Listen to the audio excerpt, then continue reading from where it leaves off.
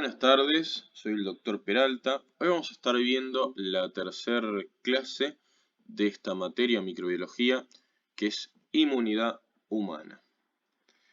Vamos a estar viendo más que nada los conceptos importantes relacionados con el mecanismo de defensa propio del cuerpo humano frente a las distintas agresiones o microorganismos que puedan intentar ingresar al cuerpo. En primera instancia, hay una cuestión importante y es que el sistema inmune de nuestro cuerpo va a estar dividido en dos grandes barreras, lo que es la barrera o inmunidad innata y la inmunidad adquirida. Es decir, hay un mecanismo que viene ya preprogramado en nuestro cuerpo para reconocer a grandes rasgos, de manera inespecífica, todo aquello que es considerado ajeno al cuerpo, atacarlo y destruirlo, mientras que hay todo un sistema inmune, toda una batería de elementos que se van a ir adaptando para reconocer aquellos organismos o noxas con las que entramos en contacto a lo largo de la vida, para de esta manera reconocerlas, detenerlas y destruirlas cada vez que nos las encontremos. En cuanto a la inmunidad innata, vamos a tener dos líneas de defensa. Las primeras, que son externas, hablamos de la piel y las mucosas, las famosas barreras del cuerpo humano. La segunda línea, ya cuando se logra sortear estas barreras, son los linfocitos NK o natural killer o asesinos naturales, fagocitos, todo lo que es la respuesta inflamatoria y la fiebre.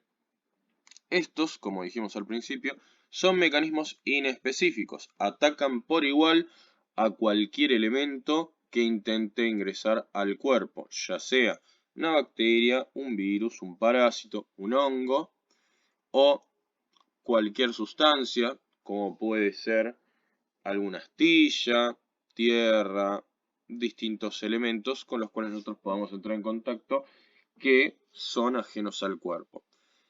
Una cuestión importante de la inmunidad innata es que, si bien es inespecífica, es decir, atacará todo por igual sin necesidad de reconocerlo, solamente con la premisa de que es algo ajeno al cuerpo, no posee memoria.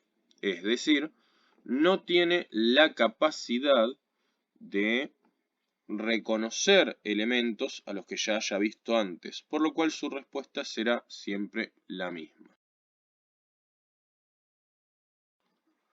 En cambio, la inmunidad adquirida va a tener como característica que requiere un reconocimiento primario de aquellos elementos, es decir, requiere al menos un contacto para reconocer un agente como propio o nocivo, luego de lo cual, en los episodios subsiguientes de agresión al cuerpo, ya los va a tener en su memoria inmunológica y va a realizar una respuesta específica contra ese tipo de noxa y mucho más rápida que la de la inmunidad innata. Entonces, recordemos las características importantes de la inmunidad innata. No discrimina ni tiene reconocimiento específico, es decir, ataca a todos los microorganismos por igual, pero como consecuencia de esto no posee memoria, es decir, no tiene respuestas adaptativas. Sus respuestas son primitivas, básicas y van a ser siempre la misma a lo largo del tiempo. Su principal función es evitar el ingreso de microorganismos al cuerpo o de cualquier sustancia que sea ajena, como dijimos, una astilla, virutas de metal por un clavo o cualquier elemento ajeno. Hablemos un poco entonces de lo que es la piel. La piel es la principal barrera que impide el ingreso al cuerpo de cualquier tipo de microorganismo o sustancia, tanto elementos físicos como químicos, ¿sí? La piel es una barrera física. Cualquier agresión o lesión de la misma va a determinar que ésta no tenga un 100% de su función. Pero no es la única barrera. La piel está recubriendo la zona externa del cuerpo, mientras que la zona interna está recubierta por mucosas, es decir, esas zonas blandas con distintos tipos de secreción que tenemos, por ejemplo, en la boca, en el tubo digestivo, en el aparato urinario y otras tantas. Tienen algunas características importantes, por ejemplo, la piel va a tener secreción de glándulas sebáceas y glándulas sudoríparas para mantener un microambiente que sea hostil para cualquier tipo de bacteria, ¿sí? Mientras que las mucosas tienen secreciones mucho más variadas, como puede ser el moco, en el caso del epitelio respiratorio, las lágrimas, en el caso de la mucosa de los ojos, la saliva, para lo que es la boca, y en el caso del tubo digestivo, uno de los grandes elementos importantes es el jugo gástrico, que tiene un pH muy ácido y sirve no solamente para la digestión, sino también para la destrucción de todos los microorganismos que nosotros podamos ingerir. En cuanto al tema de elementos humorales, ¿a qué llamamos elementos humorales? Son aquellos que encontramos recorriendo el cuerpo por la sangre o distribuidos en las capas profundas de la piel, esperando por si la barrera es destruida, por ejemplo en un corte, un raspón, una mordedura de perro, o si fuera atravesada por microorganismos que se están reproduciendo en la piel. En cuanto a eso, vamos a encontrar el sistema de complemento, que son unas proteínas y distintos tipos de elementos que van a marcar a los microorganismos para su destrucción. Proteínas de fase aguda son elementos producidos por otras células para marcar una zona y que en ella se dé un aumento de la temperatura, mayor aflujo de todos los linfocitos, y después los interferones, que son también moléculas proinflamatorias. ¿Qué tenemos que saber del sistema del complemento? Está constituido por distintos tipos de proteínas y elementos pequeños. Son todos mencionados con la letra C por complemento, y lo importante es reconocer que determinados tipos de moléculas van a dar distintas funciones. Es decir, por ejemplo, la proteína C3b del complemento lo que hace es marcar u opsonizar, como se llama opsoninas, un microorganismo o algún elemento para que éste sea devorado o fagocitado por las distintas células. Entonces, muy importante, C3b es un marcador. Viene a ser básicamente una etiqueta que le indica al resto de las células inmunes que ese elemento o sustancia debe ser fagocitado. Mientras que elementos como el C5a, C3a y C4a son estimuladores de la inflamación. ¿A qué nos referimos con eso? Son sustancias que marcan una zona, no un elemento, sino una zona en la cual se dilatan los capilares, hay más pasaje de sangre, más pasaje de líquido, más pasaje de células inmunes. Eso es lo importante a recordar del sistema del complemento, que tenemos elementos para marcar, elementos para estimular inflamación y otros directamente para generar destrucción o ataque directo. Acá tenemos un cuadrito mucho más resumido, entonces, que sí es importante recordar: C3A, C5A, inflamatorios; C3B, opsonización, es decir, marcación; del C5 al C9, descontando el C5A, obviamente, citotoxicidad, es decir, toxicidad directa sobre las células. Son elementos que pueden interactuar con los microorganismos y generar destrucción directa. Y en particular el C3BI, no es lo mismo que el C3B, sino el C3BI estimula la respuesta de los linfocitos B. Es decir, hay una conexión entre inmunidad innata y la inmunidad adquirida para aumentar la respuesta, en particular de linfocitos B, los cuales luego también generan memoria. Bien. Si hablamos entonces de la segunda línea, ya no tanto la piel y las mucosas, sino de las células, ¿qué vamos a tener como elementos atacantes? Dos grandes grupos, los granulocitos y los agranulocitos, es decir, aquellos que tienen gránulos en su interior que se pueden teñir, y los que no tienen gránulas, es decir, que en una tinción se verían bastante poco. Al margen de las tinciones, lo importante es que los granulocitos están constituidos por estos tres elementos: neutrófilos, basófilos, eosinófilos. Basófilos se tiñen de manera azul por los pigmentos basófilos, eosinófilos de rosa por pigmentos eosinófilos o acidófilos, y los neutrófilos no se tiñan ni de uno ni de otro, que serían un punto intermedio. ¿Cuál es la función de estos granulocitos? Secretan distintas sustancias proinflamatorias.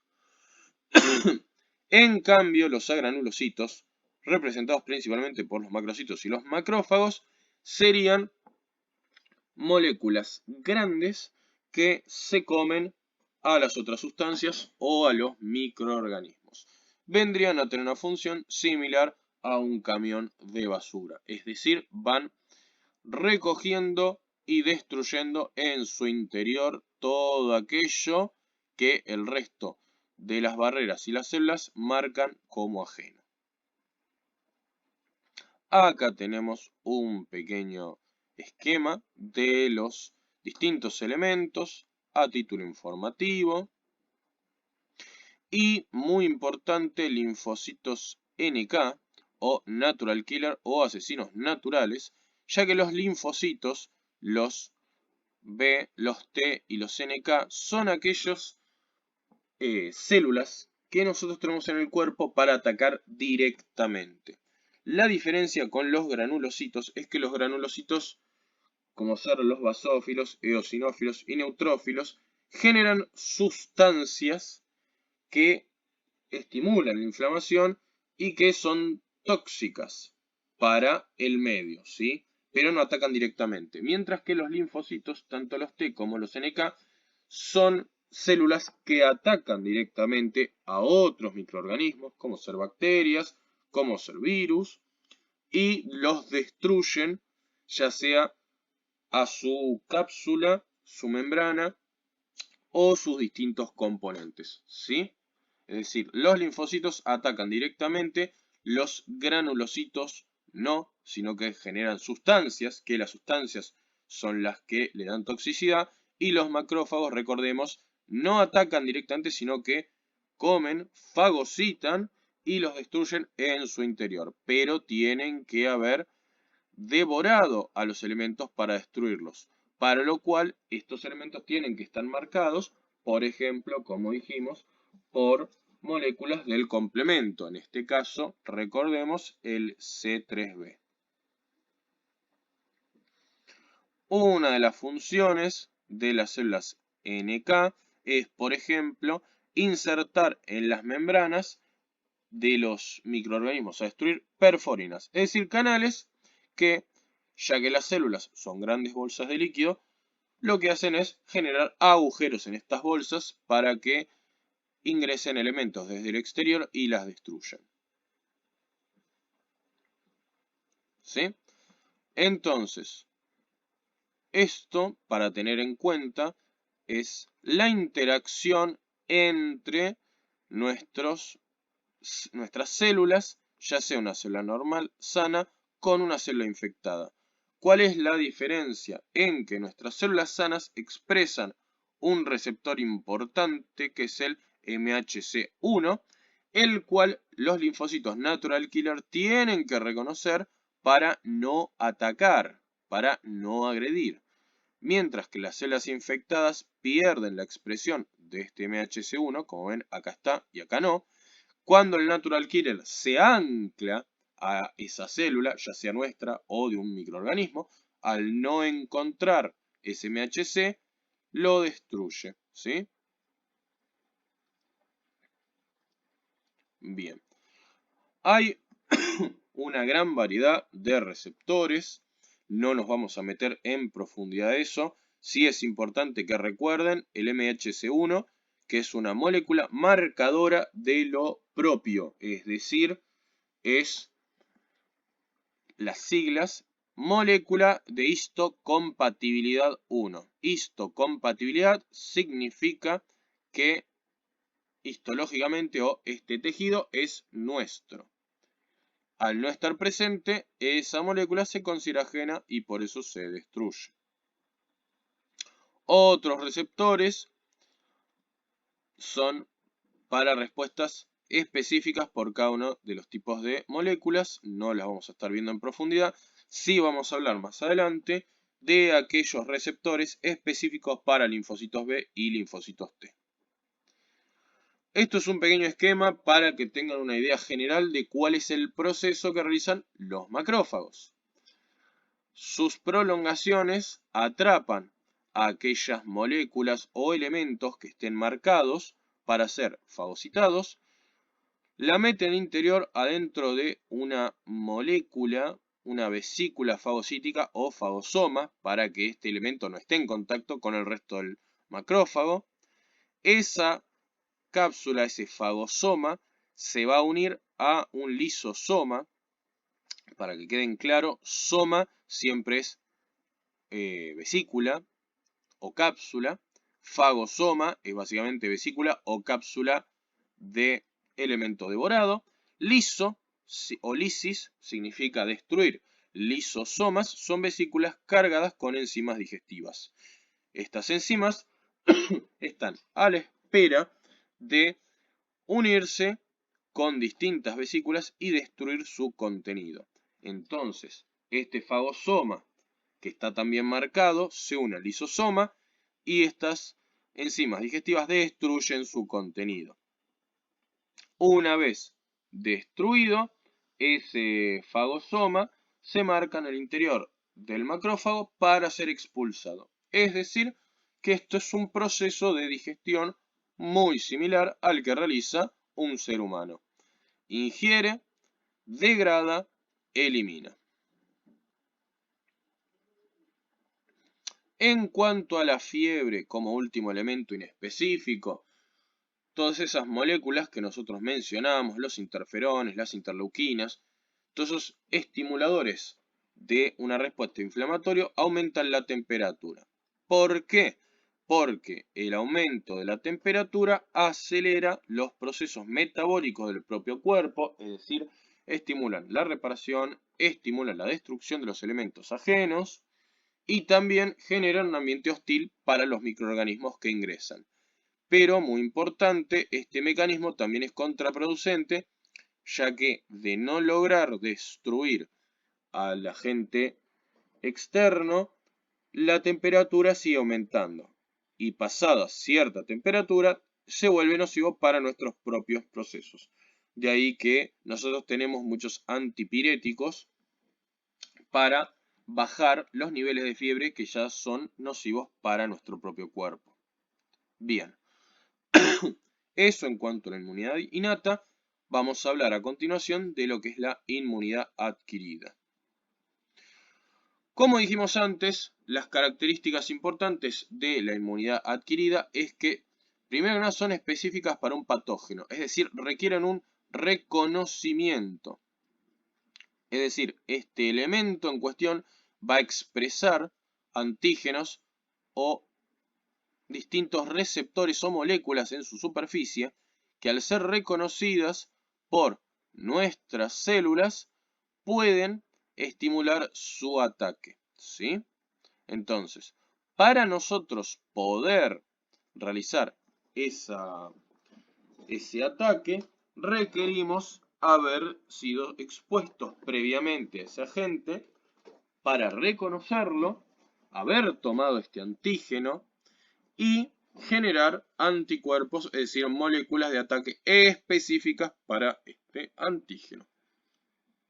De ahí que la inmunidad adquirida además de que requiere la exposición previa al mismo y ser específico para un patógeno, una vez que lo reconoce por la exposición, genera memoria, es decir, va a generar moléculas específicas para el reconocimiento de estos antígenos y frente a los nuevos ingresos, realizar un ataque específico rápido y mucho mayor, ¿sí?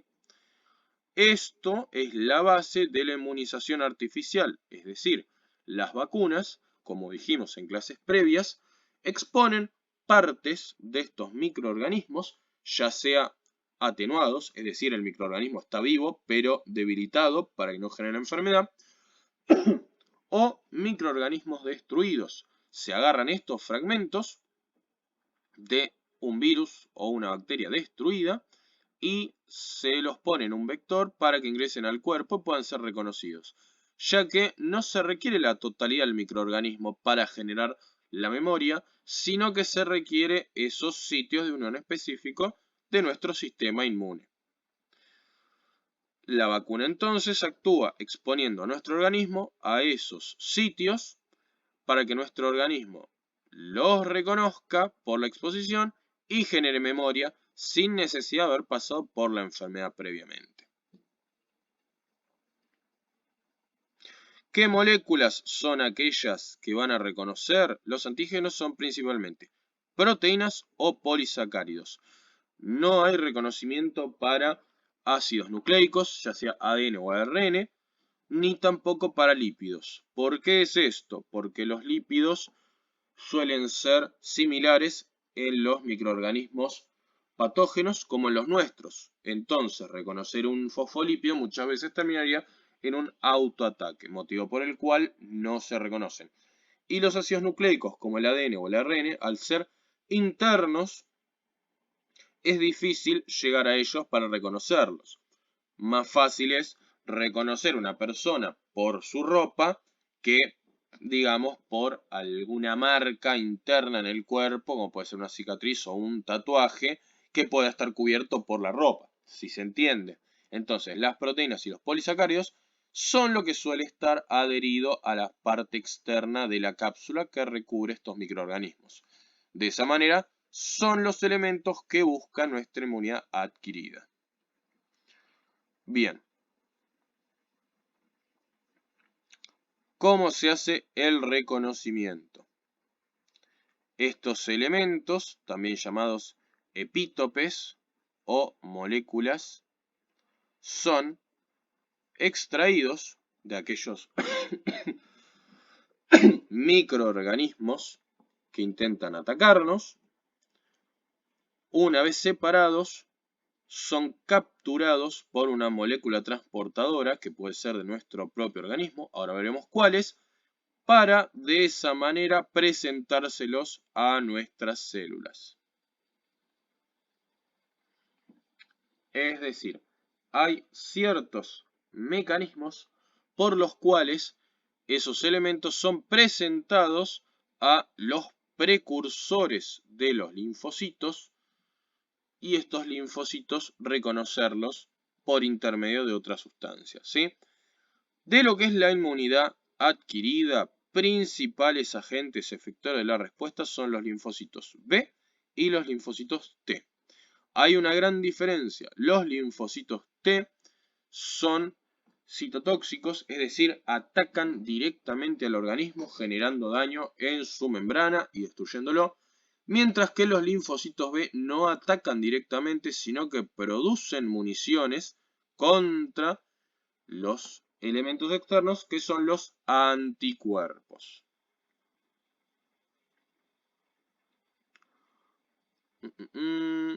Bien, acá tenemos entonces los antígenos externos. Son capturados por los receptores que puede tener un linfocito B en su superficie.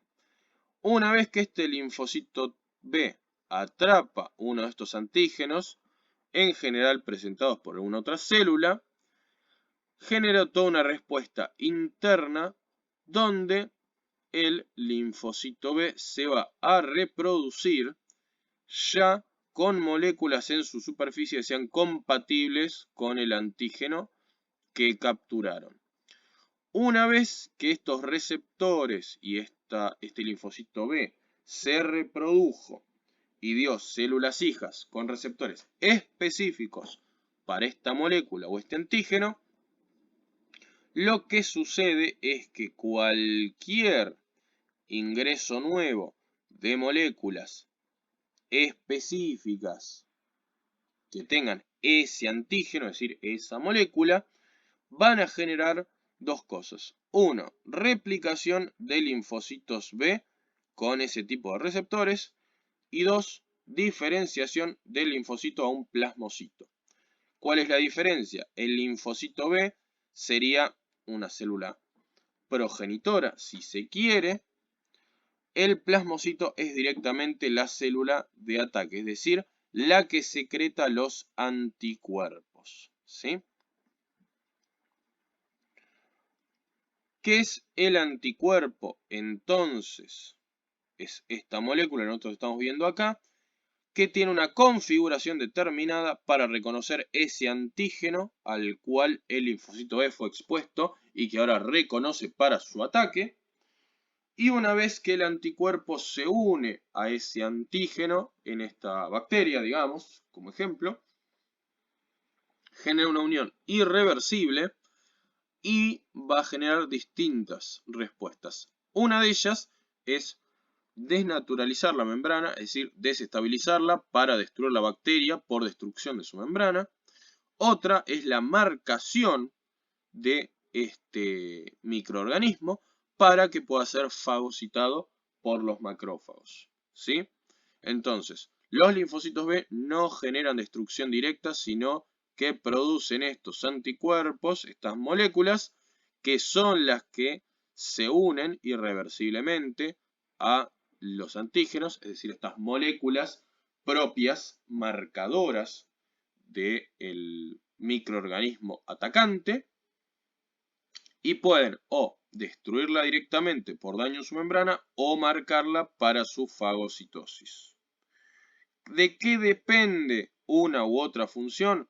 Obviamente del tipo de agente que esté marcando. Si es una bacteria o una célula grande, es difícil su desestabilización de membrana, por lo cual suelen quedar marcadas para su fagocitosis o para destrucción por otros elementos. Mientras que si fueran organismos pequeños, es mucho más sencillo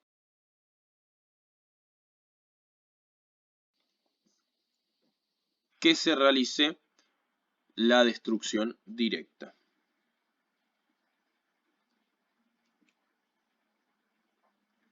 Bien, cosas importantes.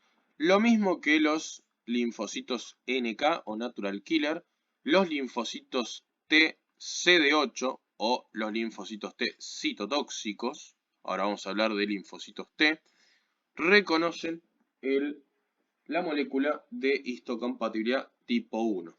¿Sí? Muy importante.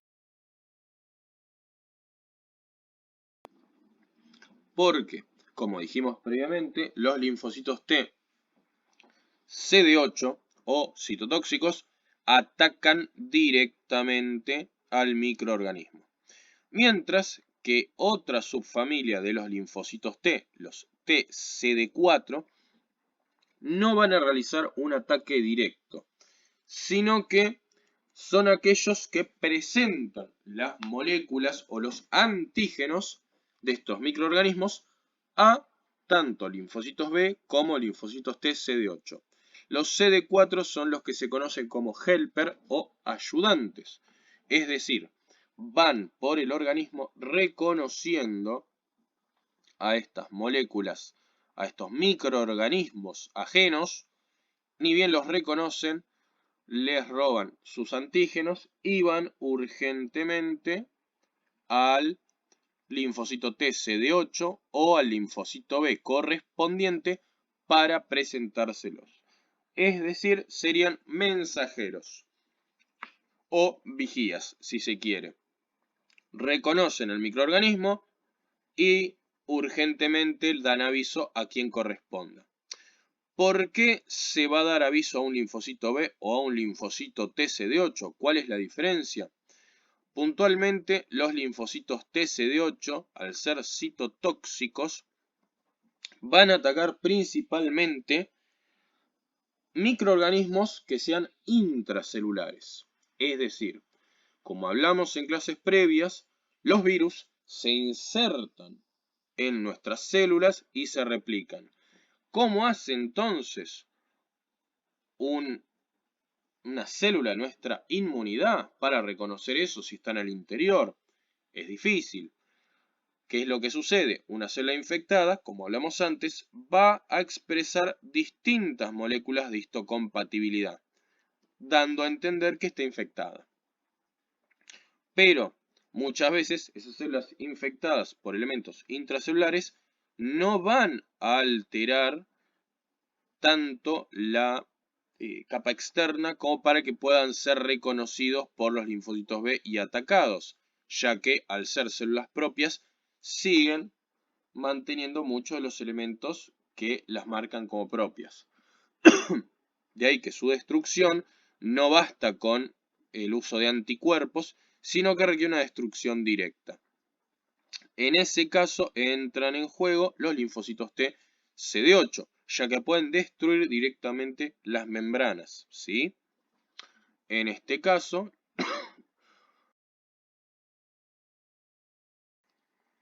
los linfocitos TCD4 les presentan a los linfocitos TCD8 evidencias de que esa célula está infectada para que la destruyan directamente. Mientras que si hablamos de microorganismos extracelulares, como ser muchas de las bacterias, ahí lo que se marca es un microorganismo que no tiene nada que ver con nuestras células. De ahí que el linfocito TCD4 se lo presenta principalmente al linfocito B para que destruya esa molécula completamente ajena, ¿sí? 100% así, no, hay algunas excepciones, pero no son importantes ni vienen al caso. Sí, recordar que el linfocito TCD4 no ataca directamente, presenta microorganismos a otros. Si estamos hablando de microorganismos intracelulares, se los presenta al CD8. Si hablamos de extracelulares, se los presenta a los linfocitos B. Lo mismo que hablamos previamente, proceso por el cual el linfocito B reconoce a distintos microorganismos. Una vez que los reconoce, se replica en células de memoria con receptores para esos antígenos específicos y en plasmocitos, células plasmáticas, que son aquellas que producen los anticuerpos específicos contra esos microorganismos.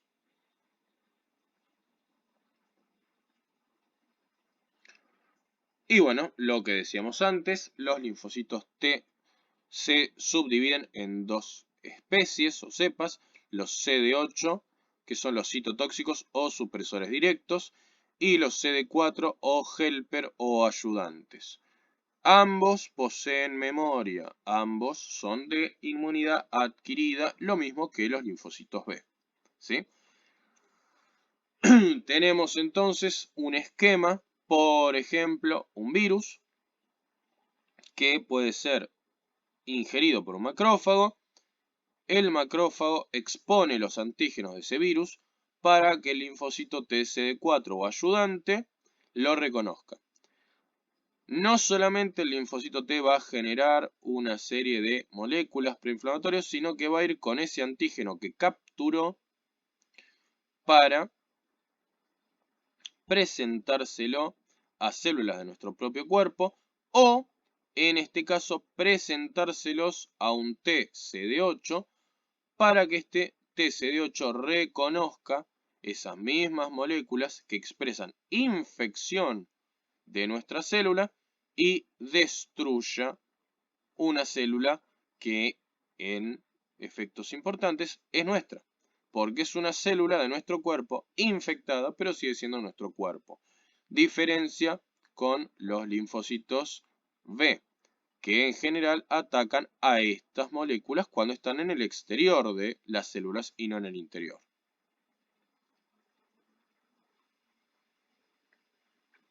Mismo proceso que describimos recién: fagocitosis de un elemento, destrucción, separación de sus antígenos para presentación a los linfocitos T y que los linfocitos T puedan ir a presentárselos a las células que corresponden. Es importante recordar que hay órganos en el cuerpo que son aquellas estaciones donde se van a dar las respuestas inmunes. Primarios son aquellos que ya vienen en nuestro cuerpo desde el nacimiento, mientras que secundarios son aquellos donde se van a dar más que nada respuestas adaptativas, es decir, respuestas que van a ir formándose con el tiempo. ¿Cuáles son los órganos primarios? El timo, que es la fábrica productora de linfocitos T, y la médula ósea, que es la fábrica productora de linfocitos B. ¿Qué es importante saber de estos órganos primarios? Son aquellos que vienen desde la infancia, que producen estas células, es decir, que en un primer momento nosotros no tenemos inmunidad adquirida, de ahí que la leche materna es importante durante los primeros 6 meses porque pasa células inmunes, mientras que a lo largo del tiempo se van a ir atrofiando, tanto el timo como la médula ósea se van a ir atrofiando, el timo se convierte en un órgano graso en todos los adultos y la médula ósea se reduce a estar presente en algunos huesos únicamente, mientras que en la gran mayoría también se convierte en grasa. Versus órganos secundarios, que estos se van a ir desarrollando con el tiempo, no están presentes en el nacimiento, es decir, son opuestos, porque estos no están en el nacimiento y se van desarrollando con la vida, estos están presentes en el nacimiento y se van a ir atrofiando con la vida. ¿Cuáles son los secundarios? Obviamente los ganglios linfáticos, aquellos que se inflaman frente a cualquier infección, son zonas principalmente de respuesta de linfocitos T. El vaso, el famoso vaso que está ahí en el abdomen, donde se da la respuesta principalmente de linfocitos B. Y después tejidos linfoides asociados a distintas mucosas, MALT, o al tubo digestivo, GALT. Ubicación del timo está, como pueden ver acá, en la zona superior del tórax, pegado a la parte posterior del esternón, ¿sí? Mientras que el vaso, como todos saben, se encuentra en la parte superior izquierda del abdomen. Y esto que está mostrando acá es la médula ósea, presente, como dijimos, en el nacimiento en todos los huesos, pero en el adulto queda reducido a determinadas zonas, como ser parte de la pelvis, parte del fémur, el esternón, columna vertebral, ¿sí?